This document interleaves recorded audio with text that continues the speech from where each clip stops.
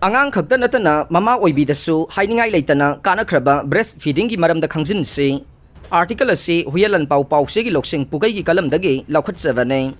Angang Khakta Nattana Mama Dasu Kannaba Pangali Haiba Khanglak Padagi United States Kumba Saukalaba Laibaksing Amasung Atay Saukalagliba Laibaksing Dang Mamagi Komlang Pitakpagi Taurang Paksana Laukanarakle Mamagi Komlang da Mapa Leitana Kannaraba Polam Kayamarum Yauba Maramna Pokpadangai di Bangang Singidamakta si de Hidak Wina Lobayay Komlang pitakpana kanaribasi animagtanay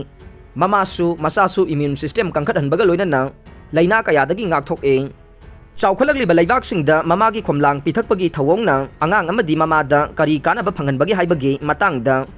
Agency for Healthcare Research and Quality AHRQ na tentakpa report ama kumza 2007 da phonglakhe report aduna haide pokpada ngairiba angang amagi Mapamdadi Komlang Mahut Sinba Yaba Tay Polam Amata Laite Kaitel la Yoliba Tongan ba makalgi sanggomakup Formula powder na Komlangi Mahut Sinba Matamda Angang adugi tunggi punsida Kudong tiba kaya marum mayok narakpayay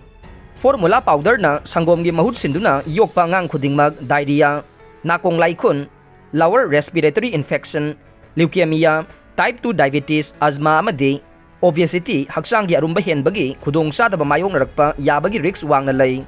Masigi sumatakta manung matam sada na siyan ba paubayay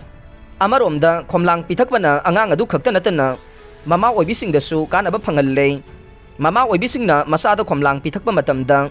Breast cancer amadi Ovarian cancer na sing balay na kaya narakpa yabagi risk hantahalle Matam sang na masada komlang pitakpa matamda Atay ato pahagsel yu ba kanaba kaya marum mama oibising da phangalle United States ki Preventive Services Task Force USPSTF ke report aman hai ke haksel gi waiba kana bakaki wana tabada komlang pitakpana mama macha ani gi mari naksinhalle nupi oibising na angang unaraba matungda heg mayok naganba postpartum depression gi riksu hanthalle postpartum depression na mama macha ani magta kudong sada bathokalle mama gi komlang khakta pitakpa matamda formula powder leidrabani na imungi sading hanthalle angang su ana yek yauddrabani na ngaihak leitana layeng bagi sel tinglaroi Kumza 2010 da United States na pangthokiba study amagi matungin na angang singbu mamagi komlang khakta pitakpa matamda sahigi oina dollar billion taraga humdoirom sading hanthan bangamgani haiba khanglakhe mamagi komlang pitakpa na ising nungsit senghanbaga loina na akoibagi phibam luna nana thambadasu chauna mateng pange angang amana hek poglakpaga tha taruk phauba mamagi komlang khakta pitakpa tarabade formula powder leidrabani na amot akai hengathalaroi Angang million amana formula powder thakpa matamda powder adubu halakpa container sekhaw natraga kaukta million chamaga yangkhai amotpo oina hundorak e container khara recycle tawkiba tarabasu ayambade amotpo oina hundorakpa maramna akoibagi ising nungsit environment mosilak e haksel sel thumamadi environment ta kana bapibagi mathakta hiram kayada kana ba maramna American Academy of Pediatrics AAP American Academy of Family Physicians American Academy of Obstetrician and Gynecology, American College of Nurse and Midwives, American Dietetic Association, American Public Health Association amadi Breastfeeding Promotion Network of India na chingba kaya na angang ambu hekpokpaga tha taraga ni thoi phawbadi mamagi komlang khakta pithakadabani haire hairiba matamasida angang singbu makhal amatagi mahi natraga